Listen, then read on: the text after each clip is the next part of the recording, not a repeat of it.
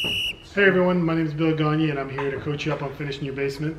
In this video we're going to do a little bit more of a what's in your pouch type video. So we're going to go through what I carry every day as what you might classify as a renovation carpenter. I don't really do huge structural work or a lot of trim work. Do a little bit of everything a carpenter would do: drywall, steel stud, wood stud, light structural framing, flooring, subfloor, a whole bunch of stuff. So my pouch has less carpentry specific and more specific to just renovations in general. Two things I'm going to guarantee you're going to find a lot of in my pouch are probably random screws and dust. Lots of dust. So we're going to start with, this is my framing square. It's plastic.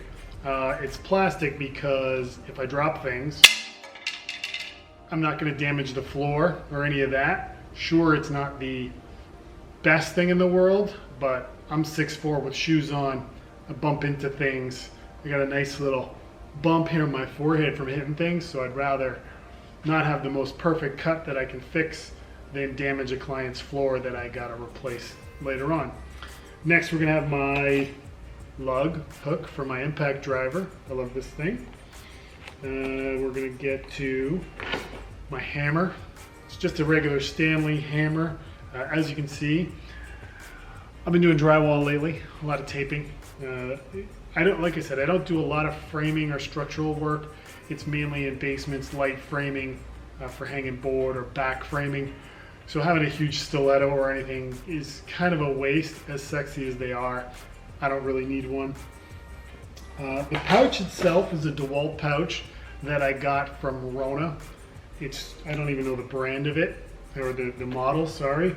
I wanted to get one that had a better support because my pants kept falling down. As I get older, that's not super cool. And this is a little lighter on my back. It also came with the shoulder straps that I thought were really cool, but they chafe my shoulders, so I don't use those. What else do we have in here? We have this is one of my favorites. This is my Milwaukee drywall blade. It slides right in. It's great that I can just slip it into my pouch. I don't have to go looking for it in terms of having its own pouch, like its own holster, because it has the blade sticking out. That just goes in. Don't have to worry about it.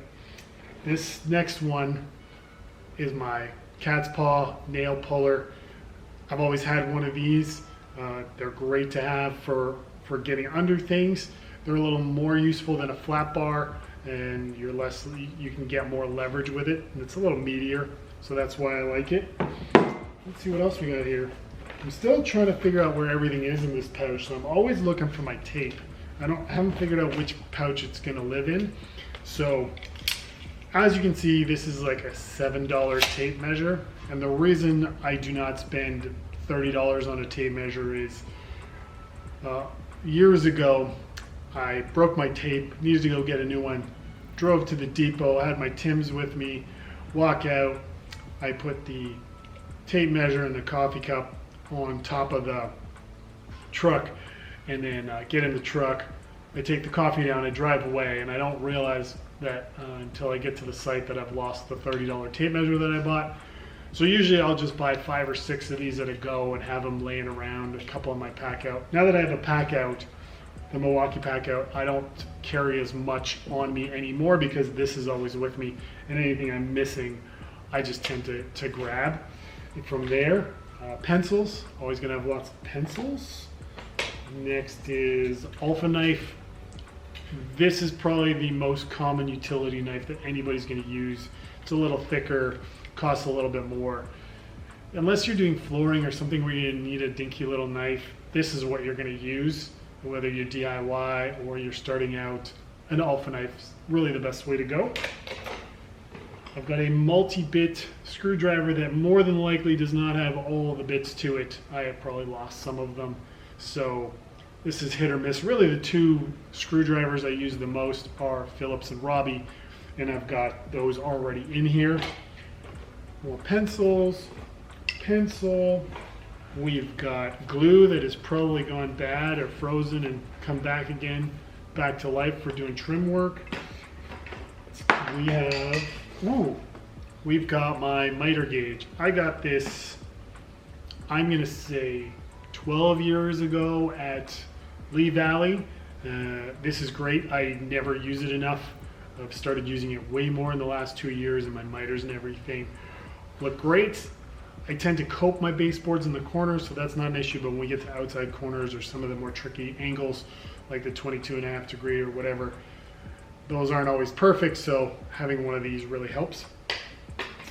What else we got? Okay, we got more bits. So we got an adjustable bit here. Comes out, it's a DeWalt one. Goes on an angle, right? If I can get it to work. There we go. And it'll just kind of bend a little bit so you can get into angles. It's not fully straight. What else? We got another one in here. Oh, I got lots of them. I got lots of bits. Oh, okay. So we got another one. Another Robbie bit, Phillips bit, hex bit. Here's your drywall screws and your dust. More drywall screws and bits. Okay. And drywall screws. Some of the other things that I tend to have in my pouch are my phone, which I've broken lots of, but haven't broken one in a few years, so I'm on a good pace there. And I'll have some longer bits in my pouch. Robbie bit, Phillips bits, those are the ones I use the most. So that's a little tour of my pouch. I don't have any fancy custom pouches with designed holsters for certain things.